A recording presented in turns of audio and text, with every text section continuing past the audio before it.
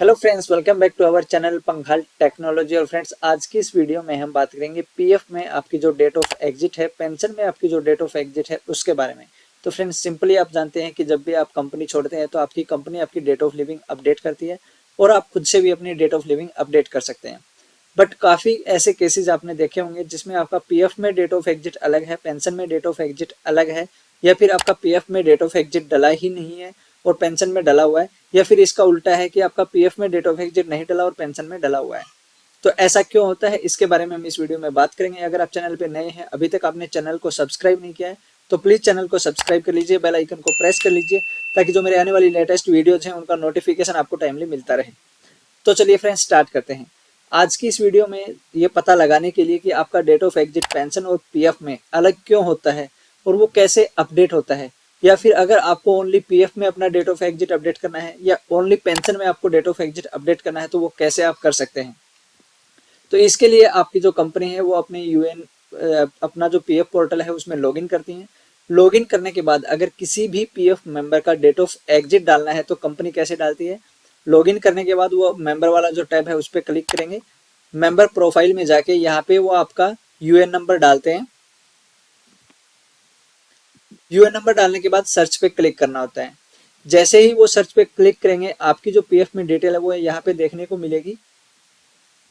जो भी आपकी बेसिक डिटेल है, लाइक आपका नाम, date of birth, gender, marital status, आपका ईमेल आईडी, मोबाइल नंबर, सारी डिटेल यहाँ पे उनको देखने को मिलती है।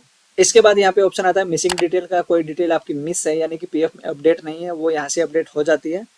इसमें एक बड़ा अपडेट है, वो मैं बाद में डिस्कस करूंगा नेक्स्ट वीडियो में किसी में। उसके बाद केवाईसी का सेक्शन है।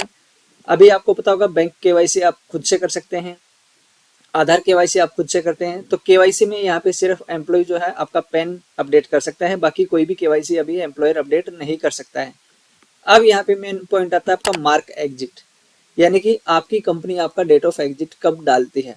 एक ऑप्शन होता है कि आपका बल्क में अपलोड होता है, एक होता है इंडिविजुअल यहाँ पे अपडेट करना। फॉर एग्जांपल, यहाँ पे किसी एम्प्लॉय ने लेफ्ट किया, सिंगल एम्प्लॉय ने, आपने कंपनी को फोन किया कि मेरी डेट ऑफ एग्जिट आप अपडेट करो। आपको पता होगा कि पीएफ में डेट ऑफ एग्जिट आप खुद से भी अपडेट कर सकते हैं, यानी कि आपकी डेट ऑफ एग्जिट आप खुद डाल सकते हैं, लेकिन उसमें काफ़ी प्रॉब्लम्स आती हैं कि गलत डेट ऑफ एग्जिट अपडेट हो जाता है। कंट्रीब्यूशन आपका अगर बाद में सबमिट हुआ है एरियर के साथ में या फिर आपके फुल एंड फाइनल के साथ में, तो उस केस में भी आपका डेट ऑफ एग्जिट अगर आप खुद से डालेंगे तो वो गलत यहाँ पे डल सकती है। तो यहाँ पे देखिए, जैसे ही आपने कंपनी को बोला कि आपका जो पीएफ है और जो पेंशन है उसमें डेट ऑफ एग्जिट अपडेट करें।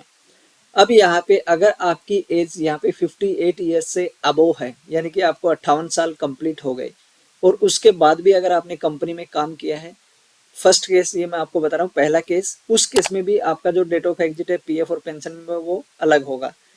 दूसरा केस यहाँ पे, अगर आपका एज 58 कंप्लीट हो गया, अभी आप एक कंपनी में काम कर रहे हैं, लेकिन आपको पेंशन में अपना डेट ऑफ एग्जिट अपडेट करवाना है, क्योंकि 58 साल के बाद आपका जो पेंशन का कंट्रीब्यूशन है वो जमा नहीं होगा। अगर तो यानी कि 58 ईयर कंप्लीट होने के बाद जैसे ही यहाँ पे एग्जिट रीजन में हम जाते हैं, उसके बाद यहाँ पे दो ऑप्शन हमें आते हैं। 58 साल कंप्लीट होने के बाद जो एम्प्लॉय होते हैं, अगर उनका डेट ऑफ लिविंग डालना होता है, तो जो रीजन हम यहाँ पे लेते हैं वो दो ऑप्शन होते हैं, रिटायरमेंट और सुपरएनुएशन। डेफिनेशन इन दोनों की सेम है, रिटायरमेंट और सुपर एनुएशन, यानी कि आप कंपनी से रिटायर हो रहे हैं। लेकिन सुपर एनुएशन और रिटायरमेंट में एक मेजर डिफरेंस है, वो ये है कि सुपर एनुएशन में आपको पेंशन का बेनिफिट मिलता है, यानी कि पेंशन मेंबर होते हैं उनको यहाँ पे सुपर एनुएशन सिलेक्ट करना है, ताकि उनको जो भी पेंशन के बेनिफिट हो वो सारे अच्छे से मिल जाए। तो हम यहाँ पे 90% केसेज में सुपर एनुएशन ही सिलेक्ट करते हैं। जैसे ही आपने यहाँ पे सुपर एनुएशन सिलेक्ट किया, यहाँ पे एम्प्लॉय का आपको एज दिखेगा 58 ईयर 3 मंथ 4 डेज। अब यहाँ पे एग्जिट डेट हम अपडेट करते हैं। एग्जिट डेट यहाँ पे एम्प्लॉय ने हमें कंफर्म किया या हमारे रिकॉर्ड में जो डेट ऑफ एग्जिट है वो हम यहाँ पे अपडेट करते हैं 31 अगस्त 2023। अब आप यहाँ पे देखेंगे, देखिए एग्जिट डेट ईपीएस ये 9/8/2023 है, जबकि उन्होंने लेफ्ट किया है 31/8/2023। तो इसका मतलब क्या हुआ कि एम्प्लॉय ने 58 साल कंप्लीट होने के बाद भी कुछ टाइम कंपनी में काम किया है, लेकिन पीएफ में 58 साल के बाद में आपका जो कंट्रीब्यूशन है वो जमा नहीं होगा। इसलिए यहाँ पे आपकी डेट ऑफ एग्जिट जो पेंशन है उसका डेट ऑफ एग्जिट यहाँ पे डालना पड़ेगा, क्योंकि पेंशन के आप मेंबर 58 साल के बाद नहीं रहते हैं। तो इस तरह से जो आप हमारा मेजर पॉइंट है कि आपका डेट ऑफ एग्जिट पीएफ में और पेंशन में वो अलग क्यों आता है। अब यहाँ पे ये केस था कि ये बंदा कंपनी इन्होंने लेफ्ट कर दिया 58 साल और 3 महीने 4 दिन होने के बाद। यानी कि 58 साल 3 महीने 4 दिन की जब एज थी इनकी, इन्होंने कंपनी को लेफ्ट कर दिया, तो उसी अकॉर्डिंग इनका यहाँ पे पीएफ में डेट ऑफ एग्जिट हो गया। लेकिन पेंशन में इनका सिर्फ 58 ईयर कंप्लीट होते ही हमें यहाँ पे डेट ऑफ एग्जिट अपडेट करना पड़ेगा। यहाँ पे ऑटोमेटिक ये उठा लेगा, इसको आप चेंज नहीं कर सकते हैं इस डेट को। ये देखिए ये नॉन एडिटेबल है, ये करेक्ट 58 साल यहाँ पे ले रहा है, उससे एक दिन ऊपर नहीं ले रहा है, एक दिन नीचे नहीं ले रहा है। 58 साल जिस दिन कंप्लीट हो रहे हैं उसी दिन की डेट यहाँ पे आपको देखने को मिलेगी। इसके अलावा अगर आपको सिर्फ पेंशन में डेट ऑफ एग्जिट डालनी है तो यहाँ पे देखिए ऑप्शन होता है update exit date of EPS only. जैसे ही आप इसको क्लिक करेंगे तो यहाँ पे आपका जो पीएफ वाली डेट ऑफ एग्जिट थी वो यहाँ से हट जाएगी और यहाँ पे देखिए सिर्फ और सिर्फ पेंशन की रह गई।